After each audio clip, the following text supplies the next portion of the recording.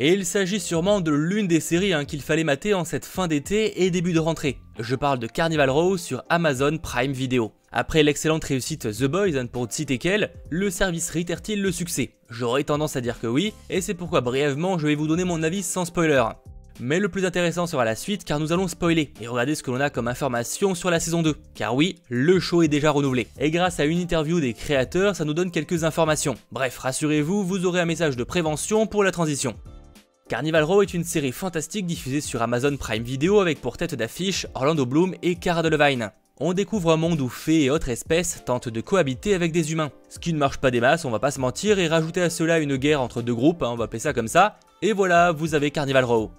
Honnêtement, la série n'est pas exceptionnelle, visuellement il y a quelques tâches par moment, et l'intrigue prend un peu de temps à démarrer. Certains choix sont pas très subtils, mais malgré tout j'ai pris énormément de plaisir à la regarder, surtout grâce à un univers où on sent qu'il y a encore beaucoup de choses à explorer, ou même des acteurs qui font vraiment le taf.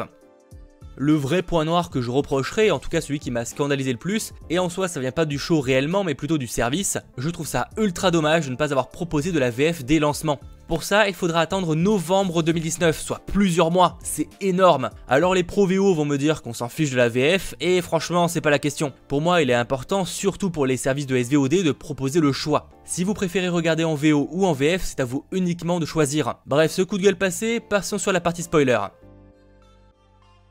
À la fin de la première saison, le nouveau chancelier décide de regrouper tous les Critch, c'est-à-dire fées, Puck, etc. dans la ruelle. Philo décide de ne pas laisser seule Vignette et assume devant le policier qu'il est lui aussi un Critch, c'est un demi-fée.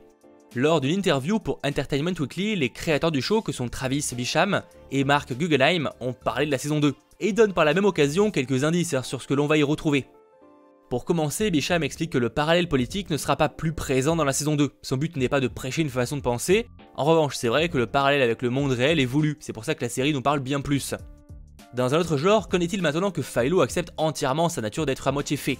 Guggenheim confirme qu'il s'agira d'un élément très important de l'intrigue de la saison 2 et qu'ils vont beaucoup le traiter ainsi que le dramatiser. Son problème c'est qu'il est entre deux chaises, certes il accepte d'être un Critch, mais malheureusement il ne sera ni accepté par les uns ni accepté par les autres. Une situation d'autant plus compliquée qu'il a dû abandonner son badge d'inspecteur, là où jusqu'à présent il pouvait compter sur le fait d'avoir une certaine autorité, même si bon ça l'a pas empêché d'être arrêté, et maintenant tout ça est terminé. Pour résumer, Philo va devoir faire face à de tout nouveaux problèmes.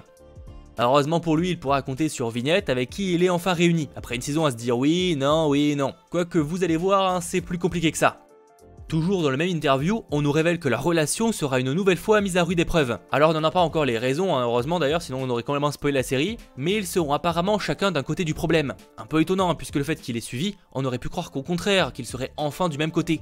Sauf que non. De ce que je comprends, Vignette est un personnage vraiment sûr de son identité et qui est très fier de ce qu'elle est. Alors qu'à l'inverse, Philo se cherche encore et ce serait plutôt une cause de tension entre les deux protagonistes. Et on va y revenir, il y a même d'autres explications.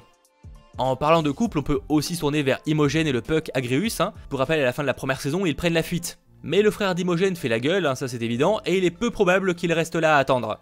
L'un des créateurs de la série explique cette décision de faire partir ses personnages, et il voulait qu'au début de la saison 2, on puisse explorer de nouveaux endroits. C'est tellement dommage de mentionner plein de lieux, qu'au final on ne voit jamais. L'histoire de ces personnages sera vraiment à l'extérieur, et on nous promet que d'un point de vue purement visuel, ils se retrouveront dans des environnements très différents. Ça indique qu'ils vont sûrement constamment fuir et changer d'habitat, et qu'ils ne rentreront pas d'aussitôt chez eux. Facile d'imaginer que le frère va lui partir à leur recherche, et que ça va être une course-poursuite.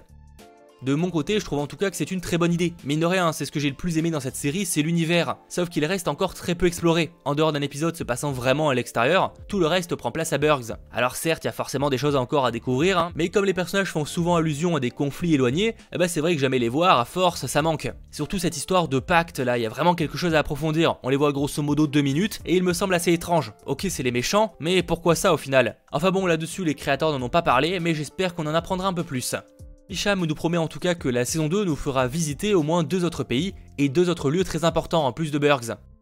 Parmi les autres informations, il nous est aussi détaillé que la politique sera très différente, puisque dans la première saison, ça ressemble plutôt à un drame familial où 2 familles s'affrontent, alors que dans la 2, maintenant que les 2 travaillent main dans la main, de nouvelles tensions vont grandir. Sûrement du côté des Critch qui sont plus que jamais considérés comme des parias, qui ne valent rien. Déjà que c'était pas fou, on va pas se mentir, ils n'ont maintenant plus aucun droit. La preuve, s'ils tentent de partir, ils se font tirer dessus.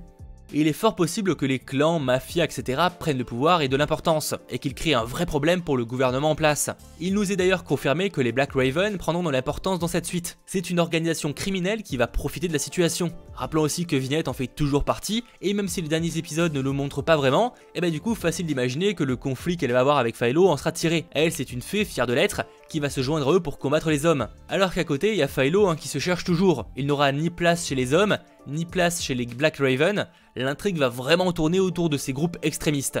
On n'oublie pas non plus le groupe de Puck, avec qui organise l'assassinat du chancelier, mais bon, si techniquement c'est pas à cause d'eux qui meurent. Toutes ces pensées radicales vont s'intensifier dans la ruelle, et en plus comme tout ça sera condensé dans un petit lieu, ça va pas aider, encore plus compliqué de fuir du coup. On notera que les créateurs imaginent toutes ces histoires sur le long terme, un certain élément placé là ne pourrait avoir des réponses que dans la saison 4, en espérant du coup qu'ils annulent pas d'ici là. Par ailleurs, et j'insiste, ils n'ont pas confirmé avoir signé pour autant de saisons, juste ils imaginent déjà ce qu'il pourra y raconter d'ici là. Voilà, c'était le gros à retenir des informations. Pour ce qui est de la date de sortie de la saison 2, on ne la connaît pas encore, mais si on se base sur le plus logique, ce sera au moins pour 2020, et possiblement l'été, histoire de l'espacer d'un an. Mais c'est uniquement spéculation. Ce qui est sûr, c'est que ça n'arrivera pas en 2019, ça c'est impossible, et on verra bien. Je vous invite évidemment à parler du show en commentaire, et en espérant vous avoir donné quelques indices sur ce qui va se passer. Pouce bleu si c'est le cas, et on se retrouve très vite. Sur Facebook, Twitter, Instagram, et j'en passe. C'était votre geek, Mathéo, ciao tout le monde. Ah, et bonne rentrée au fait.